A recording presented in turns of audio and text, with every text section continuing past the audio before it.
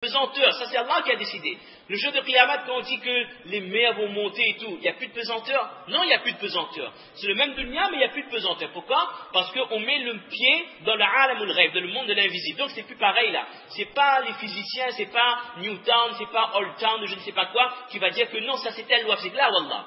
Eux, leur époque ont fini ça. Ils ont étudié, ils ont compris, ils croient qu'ils ont compris l'humanité, bon, ils ont compris comment Allah a organisé ce khalq, cette création. Mais quand je mets le pied dans le monde de l'au-delà, de l'invisible, c'est fini, tout ça c'est fini. Allah il organise comme il veut. On est en train d'expliquer ce matin, lorsque Malik al-Maut arrive, lorsque le Malik al-Maut vient pour prendre l'âme d'une personne, Malik al-Maut ne vient pas tout de suite, parenthèse, il vient avec un groupe d'anges qui prépare, on pourrait dire, qui prépare le terrain. Si c'est un homme pieux, il voit des anges de Rahma qui viennent. Allah nous protège, si c'est un pécheur ou un kafir, il voit les anges de Azab qui viennent. Et puis Malik al-Maut, il viendra sur un aspect lumineux ou un aspect obscur qui fait peur en fonction du iman de la personne. Alors, certains muhaddithins disent que la famille autour du défunt, la famille croit que grand-père ou grand-mère ou je sais qui est en train de nous regarder. Ils ne vous regardent pas là, ils regardent l'ange de la mort qui arrive. On est dans le même endroit, dans la même pièce, on est dans la rue Lorraine, on est dans la rue je ne sais pas comment, on est dans le même endroit. Mais ce sont deux mondes qui sont en train de se rencontrer.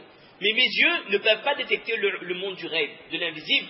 Et eux, ils voient, bien sûr, c'est le monde de l'invisible, et ils voient notre monde aussi. Ça, c'est la frontière qu'il y a entre notre monde, qu'on appelle concret, nous on appelle ça concret, le monde du dunya, et le monde du rêve, le monde de l'invisible. Et donc, dans le monde du dunya, quand je tire 20 euros, ben ça fait 20 euros en moins. Mais pour Allah Azza wa Jal, ça n'a aucun rapport. Ça n'a strictement aucun rapport. On va citer juste quelques vertus pour ne pas faire trop long. Qu'est-ce que je gagne si je donne une somme dans le chemin d'Allah subhanahu wa ta'ala? De nos jours, on a peur de beaucoup de choses. J'ai peur quand mon enfant va à l'école, je parle pour moi. J'ai peur, il a 7 ans, quand il traverse, j'ai peur que quand il traverse, c'est au vert, mais la voiture tourne, le renverse. Ça, c'est la crainte d'un papa. J'ai peur quand il est à l'école, il se bagarre, ou quelqu'un le pousse, il tombe dans l'escalier. Il y a des craintes humaines. On appelle ça quoi? Des balas. Les petites épreuves. D'accord? Mais la sadaqa éloigne les balas. Qu'est-ce qu'on veut de plus? Plutôt que de mettre un taviz, que l'écrit 75 numéros dans 45 tables de multiplication, on donne sadaqa et cela éloigne les mauvaises choses qui peuvent nous atteindre. Parce que la sadaqa, bi'idnillah, éloigne les balas. Deuxièmement, là on brasse très rapidement, pour essayer de compléter. La sadaqa est un moyen pour se soigner des maladies. Là encore, dites ça à un docteur ou un spécialiste. Si vous voulez, allez voir vos marabouts, mais moi je connais que les antibiotiques, les antihistaminiques et autre chose. Non, notre prophète alayhi salatu wassalam nous a montré que pour se soigner, il y a le ilaj, il y a les soins. Les soins, médecine prophétique à base de miel, habatou sauda, kalunji, etc., etc. Et puis il y a les médicaments qu'on utilise, ça il n'y a aucun souci. Notre prophète alayhi salatu wassalam nous a appris également qu'il y a les ihtiyar, des précautions. Ça c'est différents hadiths. Par exemple, ne pas boire dans un récipient où on ne voit pas qu'est-ce qu'il y a dedans. Pas mal de choses. Ihtiyar. Prendre des précautions pour ne pas tomber malade. N'entrez pas dans un village où il y a la peste, par exemple, pour ne pas tomber malade. Et puis, il y a une méthode pour se soigner par l'invisible. Par le yaqin, par le iman yaqin. Et ça, c'est par la sadaqa. Le hadith du prophète alayhi salatu wassalam dit hassinu amwalakum biz-zakat. Purifiez votre argent. Purifiez vos biens par la zakat. Wadawu mardakum bis-sadaqa. Et soignez vos malades par le biais de la sadaqa. Quelqu'un est malade dans la famille, amenez chez le docteur, faites tout ce qu'il faut comme radio-analyse, mais en plus de ça, donnez sadaqa en son nom avec yaqin, conviction que mon Nabi Karim, mon prophète m'a dit, soignez vos malades par la sadaqa. Si lui l'a dit, c'est la vérité. Ce qu'il connaît, ce qu'il dit, c'est plus vérité que ce que le médecin, que le docteur, que le professeur pourra dire. Donc ça éloigne les mauvaises choses, c'est un moyen pour se soigner en cas de maladie. Quand je donne de la sadaqa, de le chemin d'Allah ou différentes manières, Allah Azza wa Jal protège la personne contre les maladies. Là on ne parle pas de se soigner, on parle d'atteinte de maladies. De nos jours, tout le monde a peur des maladies. Quand on a 40 ans, on commence à faire un test d'effort. Là, on surveille le cholestérol, on surveille le diabète, on surveille, on ne sait plus. Et il y a des gens qui ont tellement peur, ils passent plus de temps chez les médecins que chez eux. Ils ont peur d'avoir telle maladie. Qu'Allah nous protège. Ça aussi, c'est une paranoïa, ça. Et le prophète, alayhi salatu wassalam, non, ça c'est une citation de Abu Layth As-Samarqandi al-Hanafi rahimahullah, il dit Man mana'a as-sadaqa, mana'a Allahu minhu al-afiya. Celui qui ne donne pas jamais de sadaqa, il n'a pas garanti, c'est-à-dire il est en train de se priver de la santé, du bien-être lui-même. Et ça rejoint le sens des hadiths, le hadith qu'on a dit juste avant. C'est-à-dire, par opposition, on comprend que celui qui donne régulièrement de la sadaqa, il se garantit la tranquillité, la santé et la tranquillité du cœur. Ibn Mas'ud, c'est un hadith un peu long, on va essayer d'écouter. Alors, ça c'est un moyen sûr pour que, Inch'Allah, les maladies ne nous touchent pas. Maintenant, on prend les précautions, bien sûr, mais ça c'est dans notre relation avec Allah, dans notre iman yaqin. Et là, pour rejoindre la règle mathématique qu'on a dit de ce dunya, je donne, c'est de l'argent en moins. Mais notre prophète, alayhi salatu wassalam, nous a expliqué une règle qui va à l'encontre de tous les arithmétiques, toutes les règles de mathématiques ou autre chose. Dans certaines sources, je n'ai pas écrit le hadith en entier, il fait qasam par Allah, ma naqasa malun min sadaqatin qat. Jamais, je jure par Allah, que jamais vos biens ne seront diminués par la sadaqa. Ne croyez pas que si vous donnez dans le chemin d'Allah, vos biens vont diminuer, bien au contraire. Parce que dans le hadith, le prophète explique que dans le Coran, Allah Azza wa Jalla dit وَمَا أَنْفَقْتُم مِّن شَيْءٍ فَهُوَ يُخْلِفُ. Quand vous donnez, Allah Azza wa Jalla, il vous le remplace. C'est-à-dire que vous donnez dans le chemin d'Allah, et ça je vous jure, je jure par Allah, c'est des expériences, n'importe qui pourrait le faire un jour. Donnez dans le chemin d'Allah, dans des moments où parfois vous avez besoin de votre argent, et vous allez voir, Allah Ta'ala envoie des ouvertures. Vous ne savez pas comment, vous avez des entrées d'argent, vous avez plus de baraka, alors que si vous aviez gardé ce petit billet 5 euros, ce petit billet 10 euros, vous l'aurez dilapidé demain dans tout et n'importe quoi. Parfois on a de l'argent, parfois même on gagne bien sa vie, mais on ne voit pas, comme on dit, ne voit pas la couleur de l'argent. Parfois même quelqu'un peut gagner 3 000 euros par mois. Alhamdulillah, barakallahu fi. Une personne peut gagner 3 000 euros par mois, il ne jouit pas de ses biens. Il paye son loyer, il paye sa facture d'eau, l'électricité, internet, téléphone, les courses, l'essence, basse, il ne reste plus rien. Il lui reste à grignoter 100 euros d'économie par mois. Il ne peut pas se payer un voyage, ni un umrah, ni un hajj, rien. Où ça a passé 7 fois 3, 20 000 francs, ça a passé par mois. Il n'y a pas de baraka de l'argent. Alors, et pourquoi?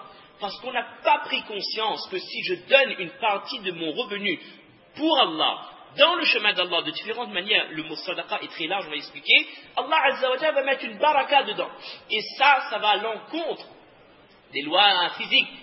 C'est exactement comme l'histoire des miracles prophétiques. Le prophète alayhi salatu wassalam va voir un sahaba, il dit, tu as en ce sens, il a mangé, le sahaba dit, je t'accueille, toi et quelques compagnons.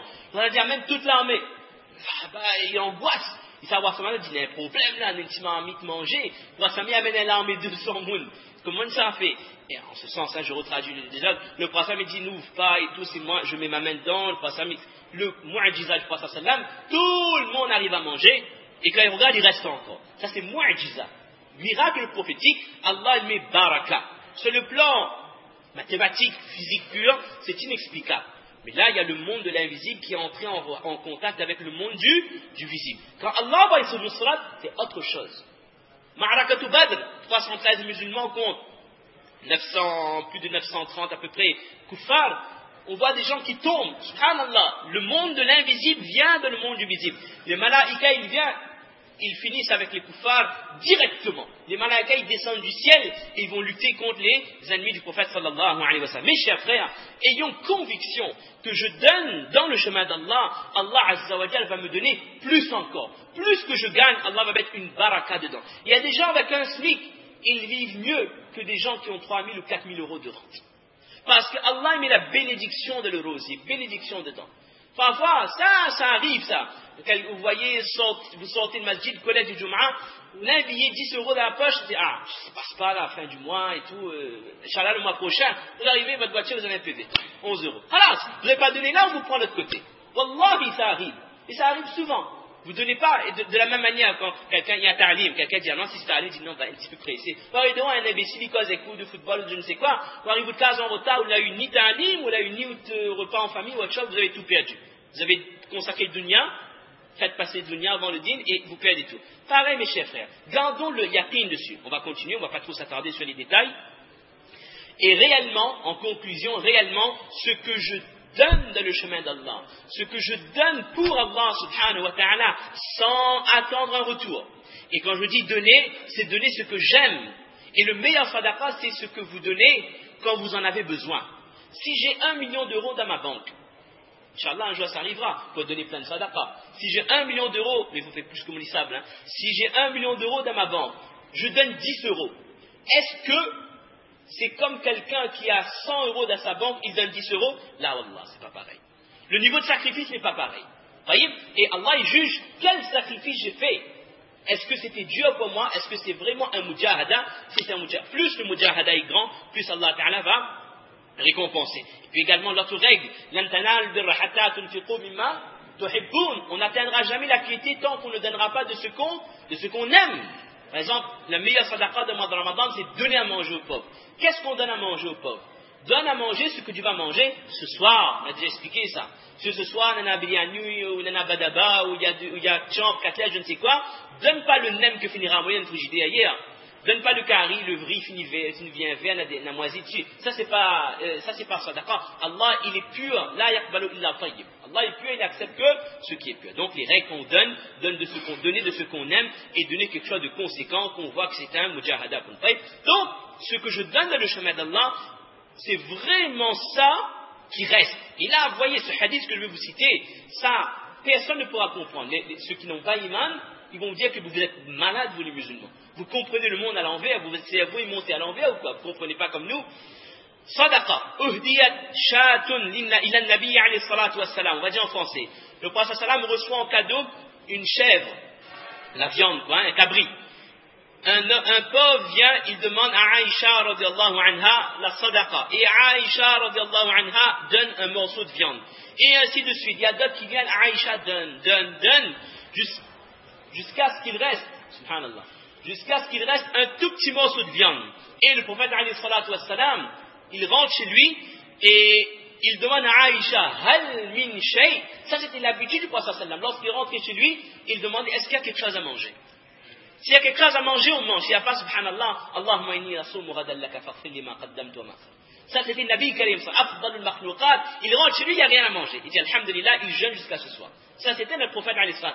De nos jours, nous, si on a des dettes, si la fin du mois est difficile, nous râlons, il fait namaz, mais Allah, il donne pas moins. Il y a des gens qui disent ça. Mais il fait namaz, il fait doigt, mais il donne des difficultés même. Mon situation n'arrange pas. Que c'est ici un milliard de ma'oud billahi minash shaitanir rajim. Le Nabi Karim, des mois qui passent, il n'y a pas la famille qui sort de sa maison. Pourquoi? Il n'y a rien à manger. Il n'y a que l'huile, et il n'y a que les dates. Ils peuvent consommer basse, il n'y a rien, il n'y a pas de viande, il n'y a pas de pain qui cuit, il n'y a rien du tout, il n'y a pas de soupe, il n'y a pas de farine, il n'y a rien, subhanallah. Et là, on revient, le prophète sallam, il demande comme à son habitude, ma hal min shay, est-ce qu'il y a quelque chose à manger? Oh Aïcha, Aïcha elle dit, ma baqiya illa hada. Il ne reste que ce petit morceau de viande. Le prophète dit, non, la bal baqiya al kullu illa hada. Subhanallah, il dit, non, il reste tout, sauf ça. Il comprend que ce que tu as gardé, on va manger, c'est fini, c'est parti, ça. On n'a pas de thawab pour ça. Ce que tu as donné, c'est ça qui reste. Tout ce que tu as donné dans le chemin d'Allah, c'est ça qui reste, que ça, c'est les choses qui sont inscrites dans le livret de compte. Et c'est ça qu'on va voir dans notre tombe. C'est ça qu'on va voir le jour de la résurrection. C'est ça qui vont peser dans ma balance. C'est ça qui vont faire que mon livret de compte, Inch'Allah, me sera donné dans la main droite le jour de Hisab. C'est ça qui fera que le jour de Qiyamah, je vais passer sur le pont à la vitesse de l'éclair. C'est ça qui fait que je vais rentrer dans le paradis, que je vais être avec Abu Bakr, Siddiq, Omar bin Khattab, Moussa bin Umar, Abu Huraira, radiyallahu anhum ajma'in, Allahumma ja'alna minhum. Ça, c'est iman, yaqin, dars, une leçon de yaqin que le passant nous donne. Dis pas que ça, il reste. Non, tout est resté, sauf ça. Ce que tu as gardé, ça c'est pour toi, ça c'est fini. Mais ce que tu as donné dans le chemin d'Allah, c'est ça le réel bien que tu as gardé. Avec ça, tu construis ton akhira. Et c'est ce yaqin-là que je dois construire. Je parle pas moi en premier, c'est ce yaqin-là qu'on doit construire. Subhanallah. On va essayer d'aller encore un peu plus vite. Il y avait l'histoire de Isa alayhi salam. Ça c'est trop long. Autre vertu, la sadaqa éloigne les péchés. Et dans les hadiths Mu'adh radiyallahu anhu, alayhi salatu wa salam, as-sadaqa tutfi'u al-khati'ata kama yutfi'u al-ma'u an-nar. Comment se faire pardonner de ses péchés également, en plus de demander pardon, comme on le fait déjà de Ramadan. En plus de demander istighfar, donner dans le chemin d'Allah, et Allah Ta'ala effacera nos péchés. Il faut savoir également que maintenant, une personne a beaucoup de biens. On avait déjà expliqué que plus on a, plus il y a des comptes avant le jour de Qiyamah. C'est pas pour rien si les pauvres entreront au paradis 500 années avant les riches. Le prophète a dit, al-mukthiruna humul asfalun. Ceux qui ont beaucoup seront ceux qui auront les grades les plus bas le jour du Qiyamah. Illa man qala bil mali hakada wa hakada. Et le prophète a répété 4 fois, arba'a marrat, wa qalilun ma, sauf en ce sens, ceux qui donnent en quantité. ceux qui sont riches, mais qui donnent sans compter dans le chemin d'Allah, mais il y a très peu de gens qui font comme ça. Ça, c'est le prophète, il annonce que celui qui a beaucoup, attention, dans ce dunya, vous êtes